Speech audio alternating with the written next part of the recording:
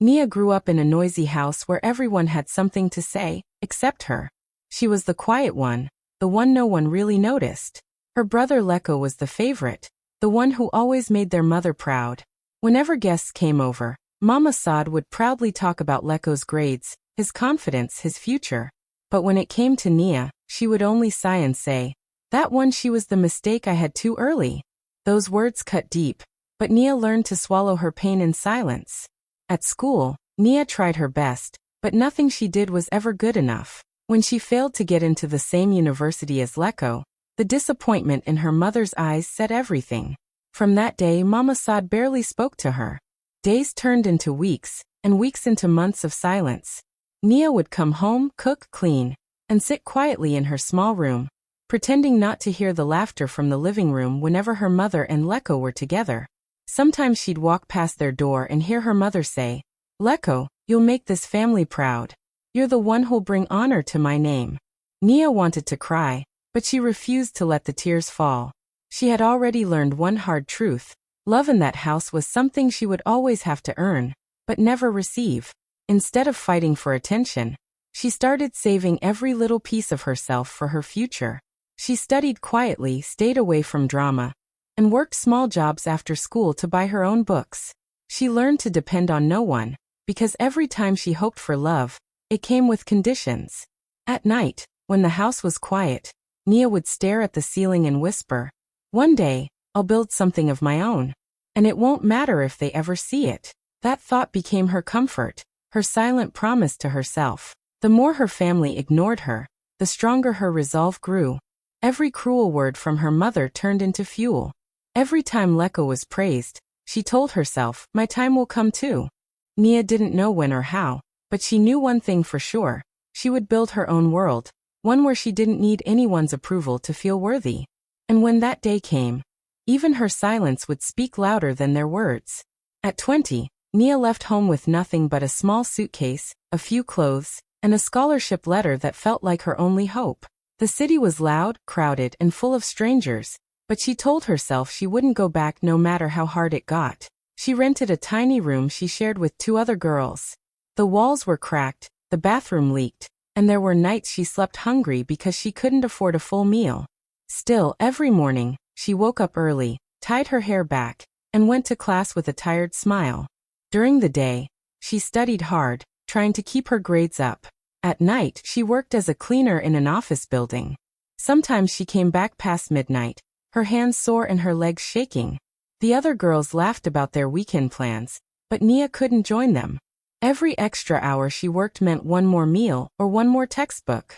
There were times she wanted to cry, but she reminded herself why she came: to build a life that no one could take away from her. The city was unkind, but it also taught her to fight. Every challenge became a lesson. Every failure became a reason to try again. Slowly, her hard work began to show. Her professors noticed her focus. She started fixing computers for classmates and small businesses, earning a little money from it. Soon, she found herself fascinated by how technology could protect people. That was how she fell in love with cybersecurity. After graduating, she got her first real job at a tech firm. It wasn't glamorous, but it was hers. She stayed late every night, learning everything she could. Her dedication paid off. She climbed the ladder quickly, earning the respect of her bosses. By 28, Nia was no longer the quiet, overlooked girl. She had become one of the most trusted cybersecurity specialists in the company. When she finally saved enough, she started her own small tech business. It wasn't easy, but she believed in it. Slowly, clients began to trust her, and her company grew. She built everything from scratch. No help, no handouts, no family support. But even as her name started to spread in the tech world, she kept her success to herself. To her family, she was still the failure who never visits. They didn't know the sleepless nights, the sacrifices, or the victories. Nia didn't tell them, because she didn't need their approval anymore. She had built her second chance, and this time, it was all hers. One quiet afternoon, while Nia was working on her computer, her phone buzzed. It was a message from her cousin. "Hey, your mom's at Leko's house. Big family dinner. Everyone's there but you." Nia stared at the message for a long moment. Her chest tightened. but she forced a small smile. She typed back a short reply, pretending it didn't bother her. Deep down though it stung. Even after all the years apart, a small part of her still hoped they would remember her, maybe even call her one day. Her birthday was coming up the next week. Every year, she told herself she didn't care if they remembered, but each time, she found herself checking her phone more than usual. This time, she tried to stay busy, working late and avoiding any thoughts of home. She told herself she was fine. She had her work, her peace, her independence. But still, that little hope refused to die. Maybe, just maybe, they'd reach out. On the morning of her birthday, Nia woke up early. She went to work, finished her meetings, and treated herself to a small cupcake on her way home. It wasn't much, but it felt like a small celebration for everything she'd survived. As she sat down that evening, her phone buzzed again. For a moment her heart lifted. Maybe it was her mother. Maybe, after all these years, she wanted to make things right. But when she opened the message, her smile faded. It was from Mama Saad. The words were short and sharp.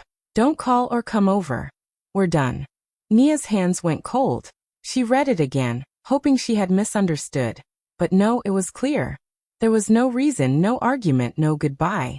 Just rejection. Her own mother had cut her off completely. She sat in silence for a long time, staring at the screen. She didn't cry. She didn't reply. She just felt something inside her quietly break. All those years of trying, of hoping, of forgiving, they ended in one message. After a while she opened her photo gallery and deleted every old picture of them. Birthdays, holidays, even childhood memories. Then she went to her contacts and erased every number tied to home. With one last deep breath, she deleted the message too. That night, she told herself the truth she had always avoided. She was never part of their family. But this time, it didn't destroy her. It freed her. 3 years passed, and Nia's life looked nothing like the one she had left behind. Her small company, which started with just her laptop and 2 interns, had grown faster than she ever imagined. She spent countless nights perfecting her projects, working through exhaustion, and believing in her vision when no one else did. Her hard work finally paid off the day she got the call. Her company had won a massive government contract. It was the biggest deal of her career. For a moment, she just sat at her desk, staring at the screen in disbelief. Then, a quiet smile appeared on her face. She had done it. Within weeks, news spread everywhere. Her name appeared in newspapers and online articles with headlines like, "The girl they abandoned who built an empire." Her story touched many hearts. A young woman who had been rejected, forgotten, and left behind, now standing at the top of her field. Reporters wanted interviews, investors wanted meetings, and people she didn't even know started calling her an inspiration. For the first time, Nia felt something she had never felt before: peace. She had built a life that was hers alone, and she didn't need anyone's validation. She bought a small apartment overlooking the city, the same city that once scared her. At night, she would stand on her balcony, watching the lights, whispering to herself, "I made it." But as her success grew, something unexpected happened. Her phone buzzed with a message from an unknown number. When she opened it, her heart stopped for a second. It was from Mama Saad.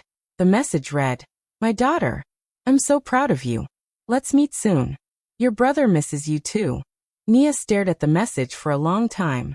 She read it again and again, feeling a mix of anger and sadness rise inside her. 3 years ago, that same number had sent her a message that ended everything. "Don't call or come over. We're done." And now, the same voice that pushed her away was calling her daughter again. She didn't reply. Not out of hatred, but out of clarity. She had waited her whole life for love that never came. And now that she had found peace, she wouldn't trade it for fake affection. Instead of answering, she closed her phone and smiled. This time, her silence wasn't weakness, it was power. Still, deep down, Nia knew this story wasn't over. She had no plans for revenge.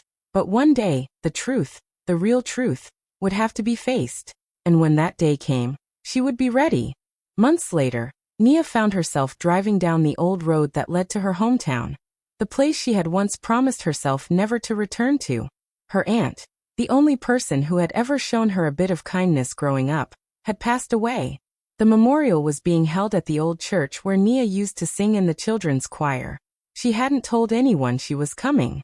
She wanted to pay her respects quietly and leave before anyone noticed.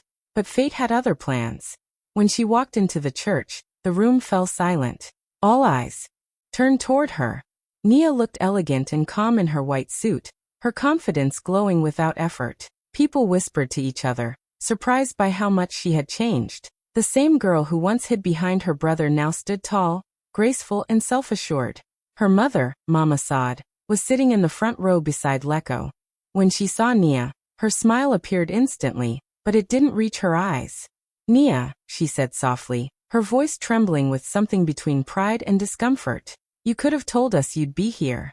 Nia looked at her and smiled politely, the kind of smile that hides more than it shows. "You told me not to call or come over," she replied calmly. "I'm just respecting that." The air grew thick. A few relatives shifted in their seats, unsure what to say. Leko stared at her, his mouth slightly open. He had seen her pictures in the news, but seeing her in person, confident, successful, and untouchable, was something else entirely. After the service, people gathered outside to talk. Cousins and family friends surrounded Nia, asking questions about her company, her travels, her success. Some were genuinely proud, while others simply wanted to be associated with her name now that she was famous. Mama Saad stood to the side watching. Every time someone praised Nia, her mother's face tightened. She was used to being the one everyone admired through her son, not through the daughter she had rejected. When Nia finally approached her, Mama Saad tried to act warm, touching her arm lightly. "You've done so well for yourself," she said, smiling. "We're all proud of you." Nia nodded politely. "Thank you," she replied. But deep down, she knew this moment wasn't about love or forgiveness, it was about control. Her mother was trying to rewrite the past, to act as if the years of cruelty and silence never happened. As the evening sun began to set, Nia stood near her aunt's grave, quietly whispering her goodbye. She felt peace but also something stirring deep inside her, something unfinished. The truth about her family, the secrets buried for years, were waiting to come to light. No one knew it yet, but the real storm was only just beginning. That night, after everyone had left the memorial, Nia stayed behind at her late aunt's house. The air felt heavy with memories. She walked through the quiet rooms where she had once spent her childhood weekends. Her aunt had always been kind to her, the only one who noticed when she was hurting. Now, standing in that same house, Nia felt both comfort and sadness. She decided to help organize her aunt's belongings. In one of the old wooden drawers, she found a stack of documents tied together with a faded ribbon. As she flipped through them, something caught her attention. A small brown envelope with her name written in handwriting she didn't recognize. Curious, she opened it and found a letter inside. It was signed with a name she hadn't seen in years, her father's. The man her mother claimed had abandoned them. Her heart raced as she unfolded another letter, then another. There were several of them, all addressed to her, dated years ago. Her father had written about how much he missed her, how proud he was of her, and how he had been sending money to support her education. In one letter, he mentioned transferring funds to Mama Sada's account every term, making sure Nia never lacked anything. Nia froze. Her mind started to spin. All her life, she had believed her father had walked out on them and never cared. Her mother had said he was selfish, irresponsible, and useless. Yet here, in her hands, was proof of the opposite. He had cared deeply. He had been helping. He had loved her. As she kept reading, the truth unfolded painfully. Her father's money, meant for Nia's schooling, had been secretly used to pay for Leko's university and his endless expenses. In another letter, her father mentioned receiving no reply from Nia, and wondered if she was angry at him. Nia's chest tightened as tears filled her eyes.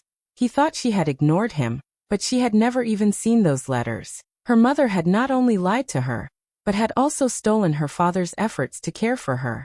She had taken the money that could have changed Nia's life, and given it to Leko instead. The betrayal ran deeper than Nia could have imagined. Her hands trembled as she held the letters close to her heart. Her useless father had been the one quietly fighting for her all along, while her mother had taken everything, his love, his trust, and the truth. In that moment, Nia realized that her childhood pain wasn't just neglect, it was built on lies. And now that she knew, there was no going back. The next evening, Nia received a message from her mother. It was short and cheerful, as if nothing had ever gone wrong between them. "Dinner tonight at home," it said. "Your brother and I would love to see you." For a moment, Nia considered ignoring it, but then she remembered the letters she had found. She knew exactly why they were reaching out now. So she decided to go, not to make peace, but to face the truth. When she arrived, the house looked just as she remembered. The same walls, the same family pictures, and the same feeling of pretending everything was perfect. Her mother welcomed her with a big smile, acting as if years of silence had never happened. Lecco came out from the kitchen, dressed neatly, trying to sound excited. "It's good to see you, sis," he said, but his eyes quickly drifted toward the elegant bag Nia was carrying, the kind that showed success. They all sat down to eat. The table was full of food, laughter, and fake warmth. Mama Saad kept talking about old memories and how proud she was of her children. It was strange hearing her speak like that, especially knowing what Nia had discovered. She kept her calm, nodding politely, waiting. Midway through the meal, Mama Saad leaned closer and smiled sweetly. "Lecco's business has been struggling lately," she said softly, almost rehearsed. "You know how hard things are these days. Maybe you could invest a little? Family helps family after all." Lecco looked down, pretending to be embarrassed, but it was clear he knew this was coming. Nia placed her fork down slowly and looked at both of them. Her voice was calm but steady. "I'll help," she said. "But first, can we talk about those letters?" The room went silent. The fake smiles vanished. Her mother's hand froze midair, her face draining of color. "What letters?" she asked quickly, her voice shaking slightly. "The ones from my father," Nia replied, her eyes never leaving her mother's face. "The ones you kept from me. The money he sent for my education. You used it for Lecco, didn't you?" Lecco looked confused, turning to their mother. "What is she talking about?" he asked quietly. Mama Saad tried to speak, but her words stumbled. "You don't understand, Nia," she started, her tone defensive. "I did what I had to." Nia interrupted softly. "You lied to both of us. You told me he abandoned us. You told him I didn't care." The air was heavy. No one moved. For the first time, Nia saw fear in her mother's eyes. The mask she had worn for years was cracking, and Nia was ready to let the truth finally break through. Nia sat at the dinner table, her heart calm but her mind heavy. The air was thick with fake smiles and forced laughter. Her mother kept serving food she hadn't asked for, while Lecco tried to start small talk about work. It all felt like a performance, one she had watched too many times before.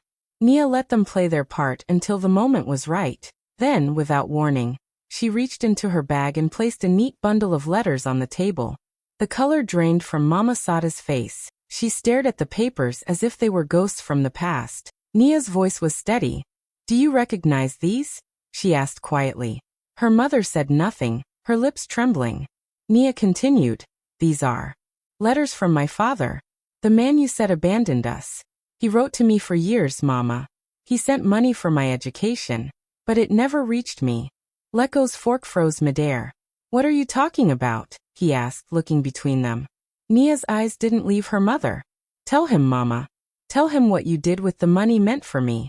For a long moment, silence filled the room. Then Mama Sada's shoulders shook.